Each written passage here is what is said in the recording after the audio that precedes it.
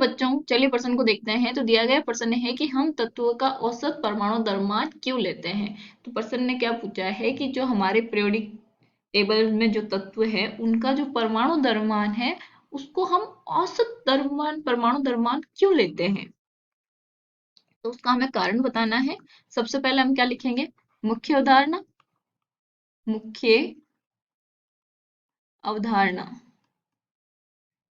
मुख्य अवधारणा क्या हो जाएगी, परमाणु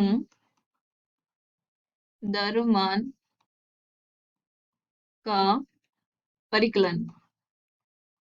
तो अब हमें पता होना चाहिए कि जो हमारे परमाणु द्रव्यमान है उसका परिकलन किस प्रकार से किया जाता है, औसत परमाणु द्रव्यमान क्यों लेते हैं।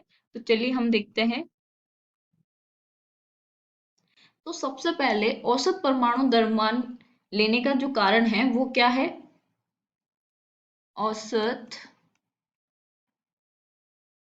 परमाणु द्रव्यमान।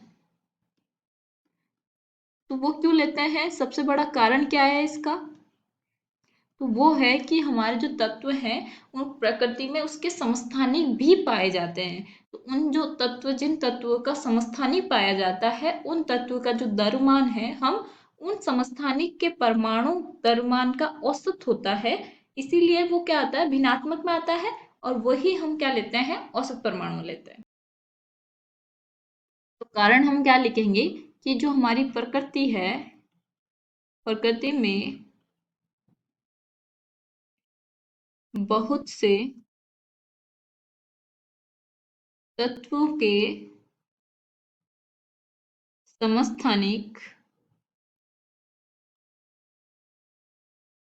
पाए जाते हैं। तो अब हमें पता होना चाहिए कि समस्थानिक होता है क्या है। तो समस्थानिक क्या होता है, जिनका परमाणु क्रमांक तो समान रहेगा लेकिन जो परमाणु द्रव्यमान है उनमें भिन्नता पाई जाएगी और उनके जो प्रकृति में पाए जाने की जो प्रतिशतता है, बहुलता है, वो भी अलग अलग होगी। तो जो समस्थानिक पाए जाते हैं तो उसी के कारण हम क्या करते हैं, औसत परमाणु द्रव्यमान लेते हैं किसी भी तत्व का। तो उन तत्वों का औसत परमाणु द्रव्यमान ज्ञात किया जाता है।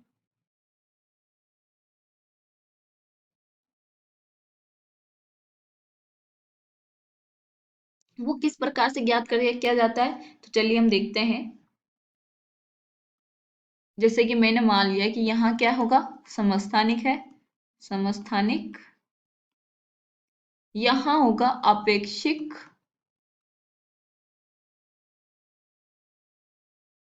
बहुलकता प्रतिशत में और यहाँ होगा हमारा परमाणु द्रव्यमान। तो समस्थानिक क्या होगा, जिसका परमाणु क्रमांक तो समान होगा लेकिन परमाणु द्रव्यमान अलग अलग होंगे। ठीक है, तो किसी भी तत्व के जो लिखते हैं वो क्या होता है, ए जेड एक्स। तो एक्स यहाँ पे क्या होगा, परमाणु द्रव्यमान, जेड क्या होगा, परमाणु क्रमांक। तो हम यहाँ पे कार्बन लेते हैं तो कार्बन का जो परमाणु क्रमांक होता है वो 6 होता है, तो उसको हम लिखेंगे नहीं, लेकिन परमाणु द्रव्यमान एक 12 होगा, दूसरे समस्थानिक का होगा 13 और तीसरे समस्थानिक का होगा 14। तो ये 3 समस्थानिक होते हैं हमारे कार्बन के। तो इनके जो आपेक्षिक बाहुल्यता यानी कि प्रकृति में पाए जाने की जो संभावना है वो क्या होती है, 98.892, यानी 98% से भी ज्यादा, और 1.108, और ये 2 गुणा 10 की घात -10। अब इनके परमाणु द्रव्यमान यहाँ कितने हैं, 12, इसके है 13.00335 और यह है 14.00317। ये है एग्जैक्ट परमाणु द्रव्यमान।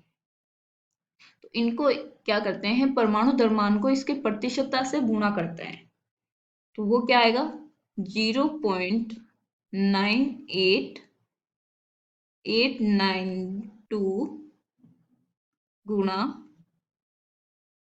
12 प्लस 0.01108 गुणा 13.00335 प्लस 2 गुणा 10⁻⁻12 क्योंकि प्रतिशत है,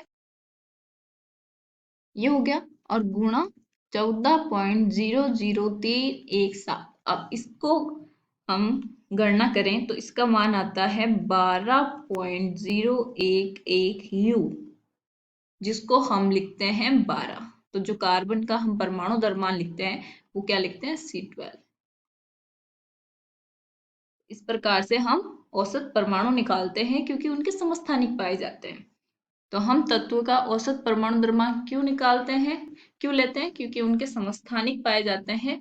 तो उस तत्व का परमाणु द्रव्यमान को हम एक सिंपल वे में औसत परमाणु द्रव्यमान ले लेते हैं। आशा करती हूँ आपको समझ में आया होगा। धन्यवाद।